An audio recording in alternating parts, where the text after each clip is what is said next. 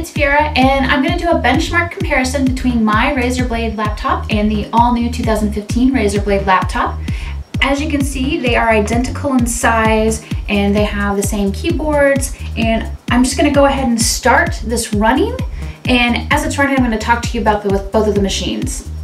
So the Razer Blade series is basically sort of built with MacBook-like dimensions, and I wanted to show you, this is actually Ray's old MacBook Pro. It's a 17-inch. So you can see that it's like similar to the Razer Blades and the thin design, although like I said, it's 17-inch, so it's a little bit thicker and a little bit longer. And the really cool thing about getting loud. The really cool thing about the Razer Blades are that basically all the parts are soldered together, so that's why they can be so thin. Like they're literally as thin as the height of a dime, which is pretty small, and they're 4.5 pounds or 4.47 pounds, so they're very lightweight, which is great for if you're traveling, which I have traveled with them and I like that. Razer is really awesome. So the machines don't come with any bloatware at all, which I cannot tell you after having Sony's and other machines how nice it is to not have to deal with bloatware. If you check out my previous video, which is the unboxing video, you'll see that it takes less than 10 minutes to set up one of these machines, which is fantastic. Just the fact that you can literally turn it on, put in your wireless network key, and pretty much be ready to go is great. So between my machine, which is this one right here on this side, and the new one, like I said, they're the same weight. They're 4.47 pounds.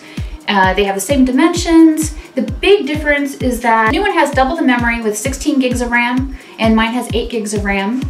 They're supposed to have, I think, the identical screens, and as you can see, the color clarity, or I'm hoping you can see that the color clarity is very similar between the two. I actually, in between my Lenovo laptop and this laptop, I had an Alienware M17. While it's a great machine for gaming, the reason I do not use that machine is because I could never get it color calibrated for photography. And as you know, since I'm a beauty blogger, it's a real pain to not have your machine color calibrated. And one of the great things about the Razer is that it was very easy to color calibrate, and I think it's beautiful for photography, it's beautiful for video editing. The screen resolution of these is 3200 by 1800. It's better than Retina display, and yeah, I love it. I did not know if I was gonna like that high of a resolution because I usually ran 1920 by 1080. So switching to the much higher resolution, the only thing that's a little awkward is Photoshop, and I'm really getting used to it. And that's because I have to blow everything up to 200 to 300% for it to look correct. But yeah, it's beautiful, beautiful screen.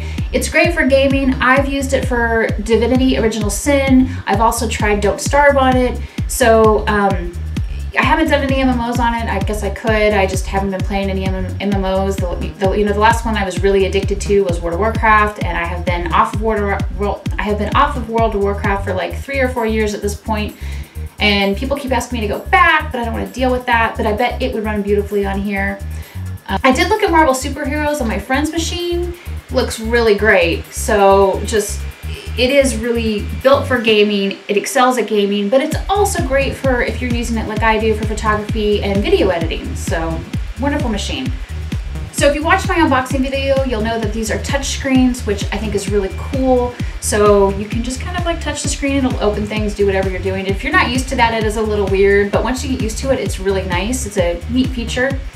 If you don't like the touchscreen, you can get a version of this that's non-touchscreen, but it's smaller. I think you have to take a smaller SSD drive with it, like 256. Mine's 512 gigabytes, and I believe this one is 512 gigabytes for the size. So they're both the same size of hard drive. My video card is an NVIDIA 870, and the new one is an NVIDIA 970. So, you know, it's a newer generation card in this one, which is why it should perform better, and I believe it does. So I'm gonna let the benchmark finish running, and then I'm gonna compare the two. One thing I'm not sure that you may have noticed in the video is that I started the benchmark on my machine first, and I started this one, the new one, second. The new one, since it was started afterwards, it was still able to catch up, and now it's past my machine. So you can see that that's the better processor working. The final scores are up, and as you can see, my machine has a slower pass score than the new machine, but they're both still comparable. They're both really great machines, just the newer one is obviously better. So while I love my machine and I would not get rid of it, and I feel so spoiled by Razer because I wish I'd known about them sooner. In the past, I always previously had Sony Vaio desktop replacement machines until I went to Lenovo, and then I've tried Alienware. I love this one so much more. Just the fact that it's so lightweight, so fast. It's so just easy to do video editing on this machine. It's great. But I wouldn't turn down the new one. So my friend is a very lucky girl for having the new one. It just came out a little while ago. So anyway, if you have anything you want me to test between these two machines just to see the difference, like if you want to know the battery life or anything else, let me know in the comments below and I will make another video. Thanks so much for watching.